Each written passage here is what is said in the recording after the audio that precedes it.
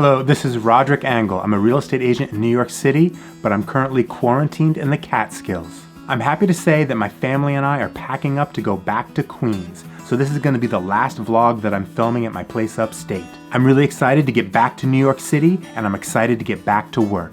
So the housing market in New York City has pretty much been in a hold pattern since the New York on pause policies were put in place at the beginning of April. Now that we're well into phase 2 of reopening and real estate activities are starting to begin again in earnest, everybody's asking me the same question: is now the right time to buy in New York City? The short answer to that question is yes, but in this episode, we're going to go into a little bit more detail on why now is the perfect time to buy, and we'll also discuss some of the current market conditions that you'll want to be aware of before you make your decision.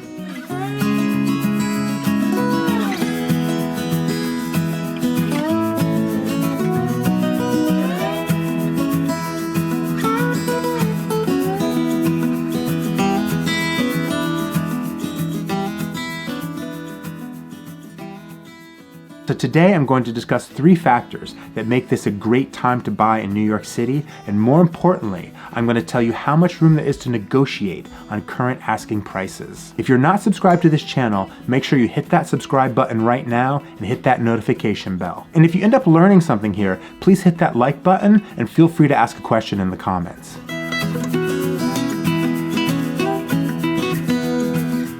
So, it's a buyer's market in New York City right now. That's not in dispute. The big question is, are prices going to fall further, and how much room is there to negotiate?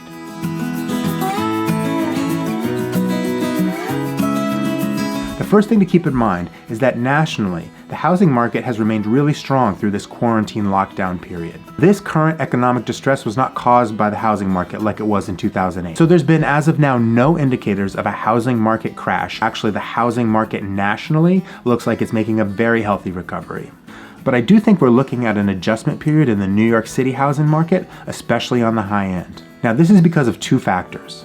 Number 1 is international investors. They're no longer finding it as attractive to come and park money in the New York City housing market. And that's for a bunch of factors, a lot of them having to do with international politics, but we just don't have as much competition currently from international investment in the New York City market.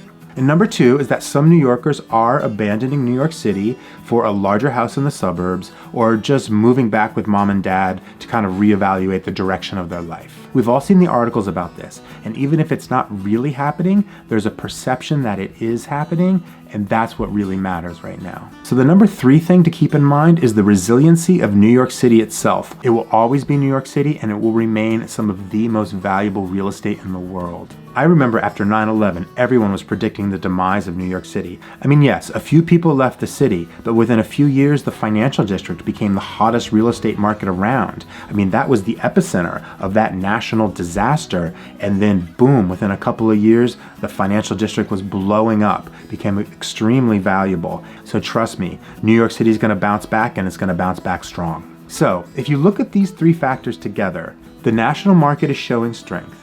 The New York City market is having jitters, but New York City has bounced back strong from even worse than this in the past. Those 3 factors together make me say with confidence that now is exactly the right time to be thinking about buying property in New York City.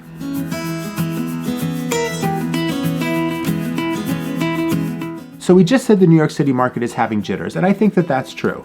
There is a perception that the market might be soft, and that will cause some sellers to perhaps have some negotiability that they wouldn't otherwise. So the question is, how much negotiability is there in current asking prices? Rather than just speculate on that topic, I would rather quote you some data. So I'm going to quote you some data from the Halstead Negotiability Index. So this is data that's been collected on offers sent and received in New York City since May 8th. This data set was collected and compiled by Fritz Friggin from Halstead Real Estate. He continually does a great job of collecting data and publishing reports. So let me read you some data.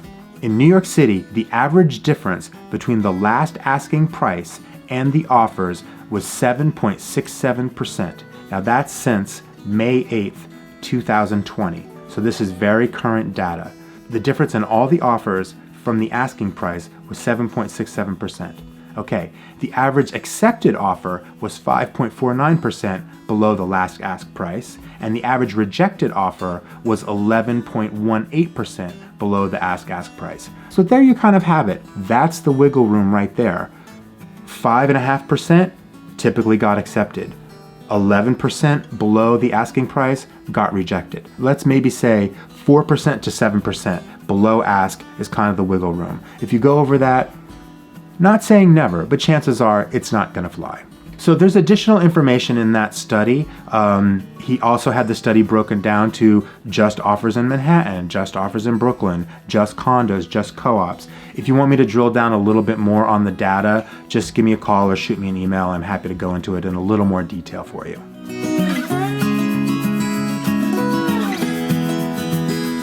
Okay, so here's the takeaway. It's a buyer's market in New York City right now, with many exciting properties available at great prices, but don't get greedy. New York City real estate retains its intrinsic value and everybody knows it.